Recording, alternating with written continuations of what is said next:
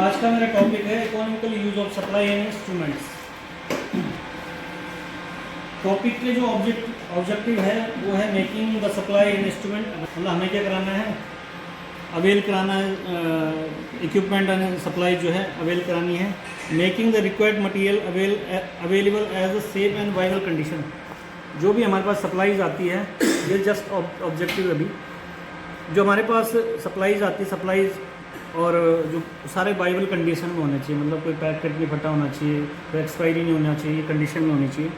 Supply of requirement item in optimal cost, हम compare कर सकते हैं कोई अच्छी कॉस्ट, मतलब कम कॉस्ट में हो और अच्छे क्वालिटी की हमें ये करनी है। Ensuring appropriate and safe waste disposal out of use, कम करना है वेस्ट को, डिस्पोजल हमारा मतलब कम से कम उसमें डिस्पोज कम हो, ऐसा में वो चीज़। हाँ, पर्पज़ है हमारा provide specified supply and instrument, quality अच्छी होनी चाहिए, क्वांटिटी जो हमें रिक्वायर है। Cut down instruments cost time through the standardisation, मतलब अच्छी हमारी टेक्निक होनी चाहिए जिससे हम कम उसकी कॉस्ट कम कर सकें और वो कर सकें, क्या टाइम भी हमारा सेव हो। Develop knowledge and skill of health care worker, और हम अपना हमारा साथ साथ में उसका नॉलेज भी हमें एक दूसरे को बता सकें और हमारा भी नॉलेज डेवलप हो। ठीक है, अब इसमें नेक्स्ट चीज़ जो है हम जाएंगे सप्लाईज, और है क्या हमारे भाई इंस्ट्रूमेंट इक्विपमेंट है ना। सप्लाईज का मीन है material require in OT in hospital, जो हम यूज़ करते हैं डायग्नोस्टिक और ट्रीटिंग एलिमेंट्स के लिए ना, including cotton, gauze, bandage and other dressing material, linen and consumer goods, जितने भी कंज्यूमर हम यूज़ करते हैं। और इसके अलावा इक्विपमेंट हम जो करते हैं सप्लाईज के पार्ट हैं। Equipment and instrument, these include general operating table, operating table, anaesthesia machine, suction machine, sterilisation machine, defibrillator and surgical instruments and different surgeries जो हम यूज़ करते हैं, अलग अलग उसके इक्विपमेंट एंड गुड्स है ना। मैनेजमेंट कैसे करेंगे हम लोग, supply and instrument management, inventory regularly and systematically.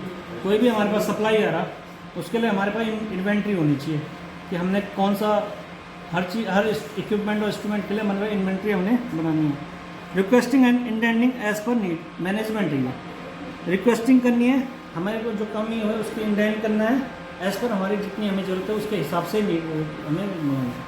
Receiving end inspecting receiving item, कोई आइटम हम कहीं से रिसीव कर रहे हैं, मान लो हम स्टोर से रिसीव कर रहे हैं, तो उसको पहले इंस्पेक्ट करना है, इसमें कोई एक्सपायरी नहीं है, कोई खुला नहीं आ रहा है आइटम, या फिर कोई ख़राब आइटम ना हो।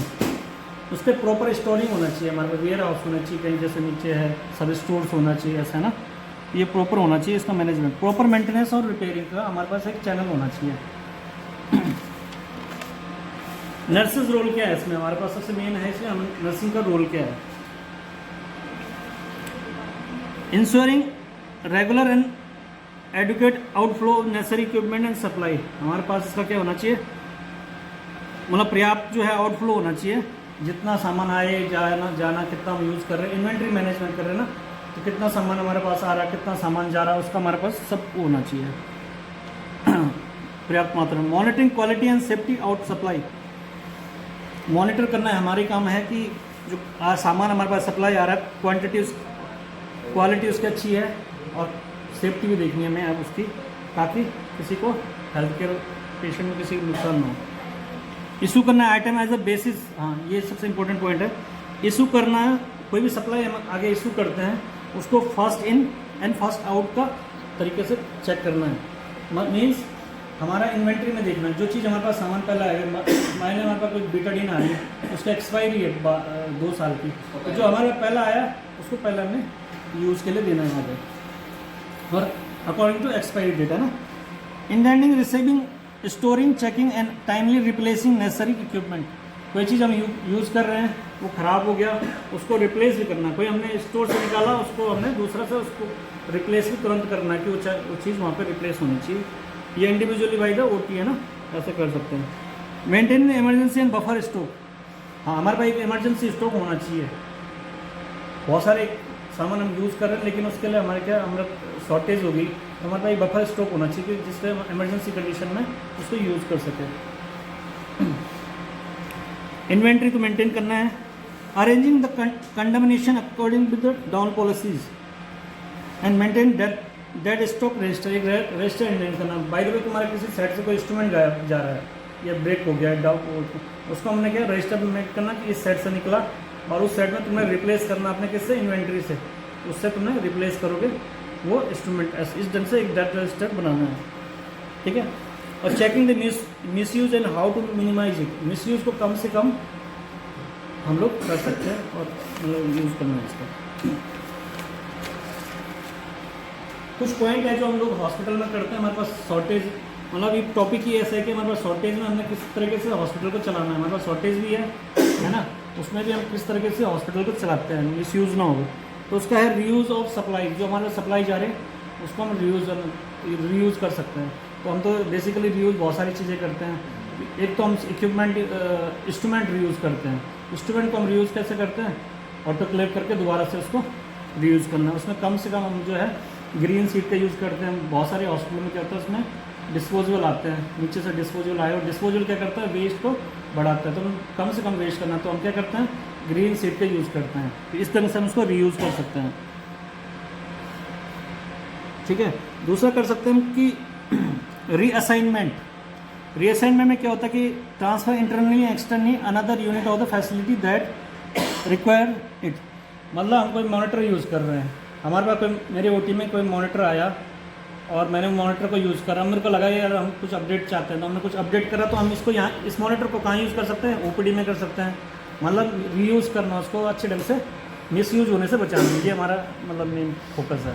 तो हम इसको ओपीडी में कर लगा सकते हैं कि पुराना वाला है, यहाँ अपडेट करा हमने, कोई चीज़ अपडेट करी तो उसको हम यूज़ कर सकते हैं। दूसरा हम ये कर सकते हैं कि कोई इम्प्लांट है या कोई इंस्ट्रूमेंट है, वो ब्रेक कंडम हो गया, तो कंडम के बाद क्या है, हम उसको स्टडी पर्पज़ के लिए दे सकते हैं, ताकि वो उसमें जाए, कॉलेज में जाए, उसको स्टडी पर्पज़ के लिए यूज़ करे, है ना, ये कर सकते हैं। कुछ एग्जांपल है जो हम यूज़ करते हैं हॉस्पिटल में, लिनिन है, जो लिनिन पैक हैं, इलेक्ट्रो सर्जिकल वेसल सिस्टम है, बाइपोलर है, और सर्जिकल इंस्ट्रूमेंट हम यूज़ करते हैं, जिसको हम रीयूज़ करते हैं थ्रू द प्लाज्मा ETO, है ना। तो टॉपिक तो बहुत वास्ट था, लेकिन फिर मैंने इसको शॉर्ट में, ब्रीफ में इतना ही मैंने आज बनाया है। डाउट है आपको तो बस पूछो। एक्चुअली इसमें कंडमनेशन पूरा प्रोसेस है, कंडमनेशन कैसे करना है, इन्वेंट्री मैनेजमेंट है, प्रॉपर टॉपिक बहुत बड़ा है, लेकिन इसको मैंने ब्रीफ में ही आपको समझाया।